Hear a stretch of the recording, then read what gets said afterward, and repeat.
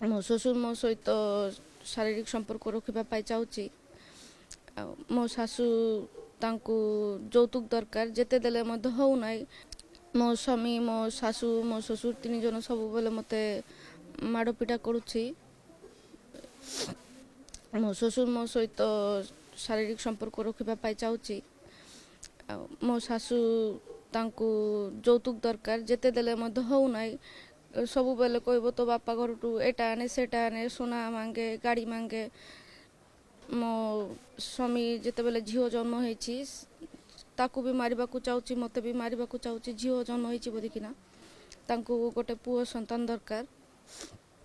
ମୋ ନନଦର ହଜବେଣ୍ଡ ମାନେ ବି ସବୁବେଳେ ମୋ ଶାଶୁକୁ ଫୋନ୍ କରିକିନା କହୁଛି ତାକୁ ଏଟା ମାଗିବାକୁ କହ, ସେଟା ମାଗିବାକୁ କହ। ମଝିରେ ସେମାନେ ଆସିକିନା ବି ମୋତେ ଧମକି ଦେଉଛି, ମାଡ଼ିବାକୁ ଆସୁଛି। ମୁଁ ଚାହୁଁଛି ସେମାନଙ୍କୁ ଉଚିତ ଦଣ୍ଡ ଦିଆଯାଉ। ବର୍ଷେ 8 ମାସ ତାର ବିବାହ ହେଇଥିଲା। ସେ ସବୁଦିନ ତାକୁ ଶାରୀରିକ ମାନସିକ ଯନ୍ତ୍ରଣା ଦେଉଛି। ହେଲେ ତାଙ୍କ ଶାଶୁ ଶ୍ୱଶୁର ନନଦମାନେ ସମସ୍ତେ ଆସି ତାକୁ ସବୁବେଳେ ଶାରୀରିକ ମାନସିକ ନିର୍ଯାତନା ଦେଉଥିଲେ। ତାପରେ ସୁନା ଚେନ୍ ମୁଦି ଆଉ ସୁନା ଗହଣା ଏସବୁ ଆନ୍ ବୋଲିକି ଆମେ ଗରିବ ଲୋକ ସବୁବେଳେ ତାକୁ ମାଗୁଛି ଆଉ ମାରୁଛି ତାକୁ। ତାପରେ ଏମିତି ହେଉ ହେଉ ଗୋଟେ ତାର ଝିଅ ହେଇଛି।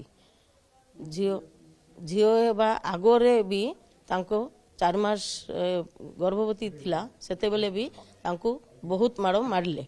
ସେତେବେଳେ ଆମେ ମୋଟୁ ଥାନାରେ ଏତଲା ଦେଇଥିଲୁ। ତାପରେ ସେମାନେ ଯାଇ ରାଜିନାମା କରି ଆଣି ଘରେ ରଖିଲେ। ତା ପରଠୁ ଆହୁରି ବଢ଼ିଲା, ତାଙ୍କର ଆହୁରି ନିର୍ଯାତନା ବଢ଼ିଛି ତାଙ୍କୁ। ତାପରେ ସେଇ ସବୁ କରୁଛନ୍ତି। ସେ ତାଙ୍କର ଶ୍ୱଶୁର ସବୁବେଳେ କହୁଛି ତାଙ୍କ ସହିତ ଶାରୀରିକ ସମ୍ପର୍କ ରଖିବା ପାଇଁ, ସେ ରାଜି ନାହିଁ, ସେଥିପାଇଁ ତାକୁ ମାରୁଛି। ତାପରେ ଯେଉଁଦିନ ଏଇ ଗୁରୁବାର ଦିନ ଆମେ ଖବର ପାଇ ଗାଁରେ ମୁଖିଆ ଘରେ ଆସିଥିଲୁ। ଆସିକି ସେଇଠି ଭଦ୍ର ବ୍ୟକ୍ତିମାନେ ବସିଥିଲେ, ଆମେ ବି ସେଇଠି ଥିଲୁ। ତାପରେ ସଞ୍ଜୟ ମଣ୍ଡଳ ଆମର ଜୁଆଇଁ ପିଲାକୁ ଡାକିଲା ପରେ ସେ ସେଇଠି ଗଲା ପରେ ଆମର ଜୁଆଇଁ ପିଲାକୁ ପଚାରିଲେ ତମେ ଝିଅକୁ କାହିଁକି ମାରିଛ, କାହିଁକି ମାରିଲ? କହିଲେ ନାଇଁ ମୁଁ ମାରୁନି। ତାପରେ ସେ କହିଲେ ଯାଅ, ସେ ଭଦ୍ର ବ୍ୟକ୍ତି କହିଲେ ତମେ ଯାଅ ତାକୁ ଡାକି ଆଣ ତମ ସ୍ତ୍ରୀକୁ। ମୋତେ ମାରିଛି ପରେ ମୁଁ ସେ ତାକୁ ଡାକିକି ଆଣିଲେ ଘରେ। ସେ ଯାଇଛି ତାଙ୍କ ଘରେ, ସଞ୍ଜୟ ମଣ୍ଡଳ ଯାଇକି ମୋର ଝିଅକୁ ଡାକିବାକୁ ଗଲା ପରେ ଯାଇକି ଦେଖିଲେ ସେ ବେହୁଶ ହୋଇକି ପଡ଼ିଅଛି। ତାପରେ ଜଣେ ସେଇଠାରୁ ଯାଇକି ସେ ମିଟିଂ ସ୍ଥଳରେ କହିଲେ ତାଙ୍କ ଘରେ ବହୁତ ମାଡ଼ପିଟ ହେଉଛି ବୋଉକୁ। ତାପରେ ମୁଁ ସେଇଠାରୁ ଦୌଡ଼ିକି ଗଲି। ମୁଁ ଯିବା ପରେ ମୁଁ ଯାଇକି ମୋ ଝିଅକୁ ଛଡ଼ାଇବା ପାଇଁ ଗଲି। ମୋତେ ମଧ୍ୟ ମାରିଲେ ବେଲଣାରେ ଆଉ ବଟଲରେ ବହୁତ ମାରିଲେ। ମୋର ମୋବାଇଲଟା ଛଡ଼ାଇ ନେଇ ତାର ଶାଶୁ ପକେଇ ଦେଇ ଭାଙ୍ଗି ପୋଡ଼ିଦେଲେ, ଗାଁ ଲୋକ ସାମ୍ନାରେ ପୋଡ଼ିଦେଲେ।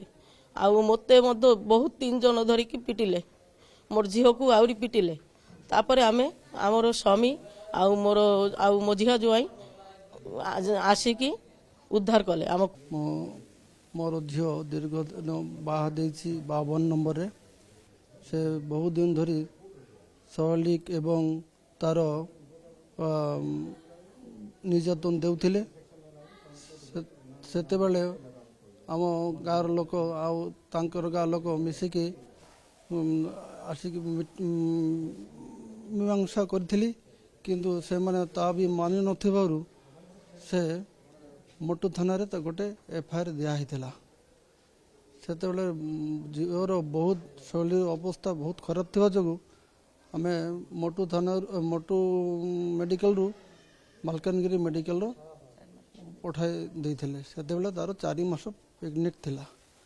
ତାପରେ ଯାହା ହଉ ସେ ରାଜିନାମା ହେଲା। ରାଜିନାମା ପରେ ତାଙ୍କ ଆମ ଝିଅକୁ ଧରିକି ଆସିଥିଲେ। ଆସିକି 52 ନମ୍ବରରେ ଥିଲା, ଆମ ଘର ବି ଥିଲା।